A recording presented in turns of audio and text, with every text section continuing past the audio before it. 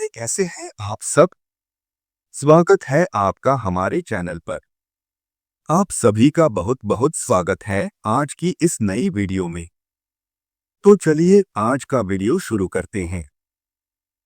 श्रीमन्नारायणाय नमः। श्री विष्णु पुराण 7वां अध्याय मरीचि आदि प्रजापतिगण, तामसिक सर्ग, स्वयंभुव मनु और शत्रुपा तथा उनकी संतान का वर्णन। श्री पराशर जी बोले, फिर उन प्रजापति के ध्यान करने पर उनके देहस्वरूप भूतों से उत्पन्न हुए शरीर और इंद्रियों के सहित मानस प्रजा उत्पन्न हुई। उस समय मतिमान ब्रह्मा जी के जड़ शरीर से ही चेतन जीवों का प्रादुर्भाव हुआ। मैंने पहले जिनका वर्णन किया है, देवताओं से लेकर स्थावर पर्यंत वे सभी त्रिगुणात्मक चर और अचर जीव इसी प्रकार उत्पन्न हुए। जब महाबुद्धिमान प्रजापति की यह प्रजा पुत्र पौत्रादिक्रम से और न पड़ी, तब उन्होंने भृगु, पुलस्त्य, पुलह, ऋतु, अंगिरा, मरीचि, दक्ष, अत्रि और वसिष्ठिन अपने ही सदृश अन्य मानस पुत्रों की सृष्टि की। पुराणों में ये 9 ब्रह्मा माने गए हैं। फिर ख्याति, भूति, संभूति, क्षमा, प्रीति, सन्नति, ऊर्जा, अनसूया तथा प्रसूति इन 9 कन्याओं को उत्पन्न कर इन्हें उन महात्माओं को तुम इनकी पत्नी हो ऐसा कहकर सौंप दिया। ब्रह्मा जी ने पहले जिन सनंदनादि को उत्पन्न किया था, वे निरपेक्ष होने के कारण संतान और संसार आदि में प्रवृत्त नहीं हुए। वे सभी ज्ञान संपन्न, विरक्त और मत्सरादि दोषों से रहित थे। उन महात्माओं को संसार अर्चना से ब्रह्मा जी को त्रिलोकी को भस्म कर देने वाला महान क्रोध उत्पन्न हुआ। हे मुने, उन ब्रह्मा जी के क्रोध के कारण संपूर्ण त्रिलोकी ज्वालामालाओं से अत्यंत देदीप्यमान हो गई। उस समय उनकी टेढ़ी भ्रिकुटी और क्रोध संतप्त लाट से दोपहर के सूर्य के समान प्रकाशमान रुद्र की उत्पत्ति हुई।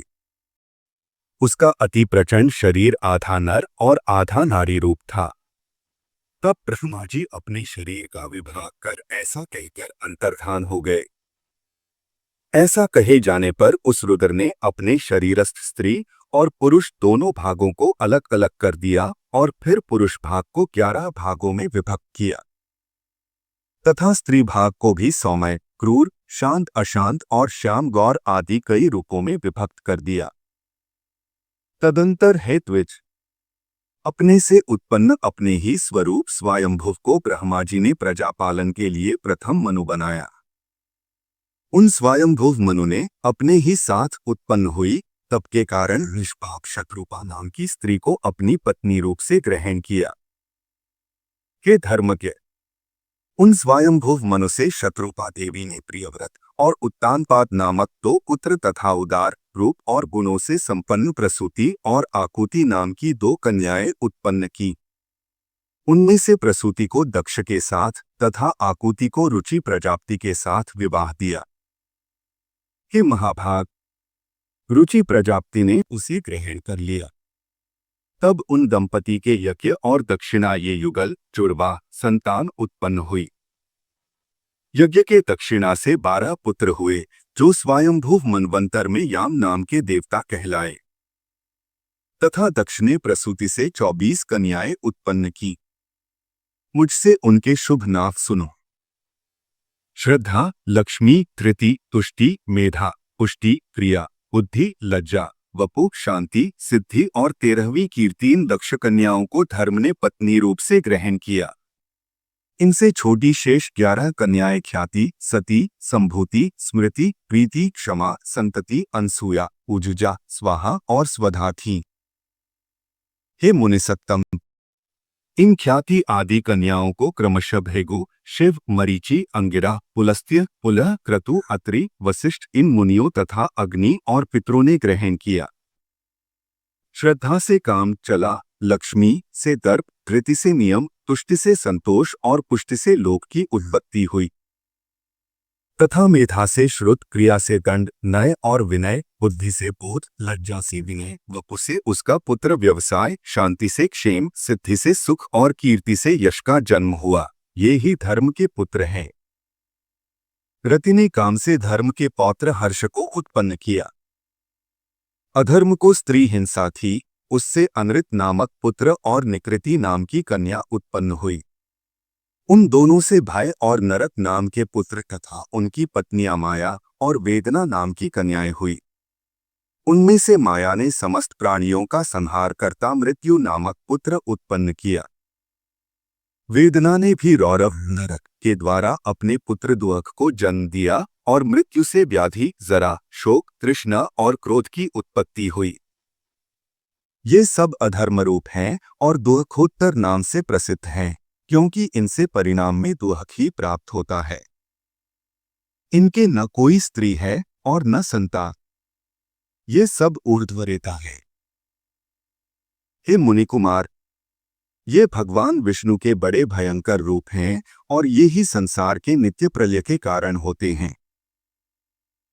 हे महाभाग, दक्ष, मरीचि, अत्रि और भृगु आदि प्रजापतिगण इस जगत के नित्य सर्ग के कारण हैं,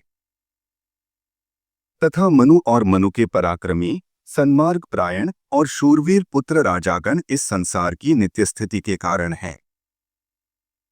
श्री मैत्रेय जी बोले, हे ब्रह्मत, आपने जो नित्य स्थिति, नित्य सर्ग और नित्य प्रलय का उल्लेख किया, सो कृपा करके मुझसे इनका स्वरूप वर्णन कीजिए। श्री पराशर जी बोले, जिनकी गति कहीं नहीं रुकती, वे अचिंत्यात्मा सर्वव्यापक भगवान मधुसूदन निरंतर इन मनु आदि रूपों से संसार की उत्पत्ति, स्थिति और नाश करते रहते हैं। हे द्विज, समस्त भूतों का 4 प्रकार का प्रलय है, नैमित्तिक, प्राकृतिक, आत्यंतिक और नित्य। उनमें से नैमित्तिक प्रलय ही ब्राह्म प्रलय है, जिसमें जगतपति ब्रह्मा जी कल्पांत में शयन करते हैं, तथा प्राकृतिक प्रलय में ब्रह्मांड प्रकृति में लीन हो जाता है। ज्ञान के द्वारा योगी का परमात्मा में लीन हो जाना आत्यंतिक प्रलय है, और रात दिन जो भूतों का क्षय होता है, वही नित्य प्रलय है। प्रकृति से महत्त्वादिक्रम से जो सृष्टि होती है, वह प्राकृतिक सृष्टि कहलाती है, और अवान्तर प्रलय के अनंतर जो ब्रह्मा के द्वारा चराचर जगत की उत्पत्ति होती है, वह दैनंदिनी सृष्टि कही जाती है। और हे मुनिश्रेष्ठ, जिसमें प्रतिदिन प्राणियों की उत्पत्ति होती रहती है, उसे पुराणार्थ में कुशल महानुभावों ने नित्य सृष्टि कहा है।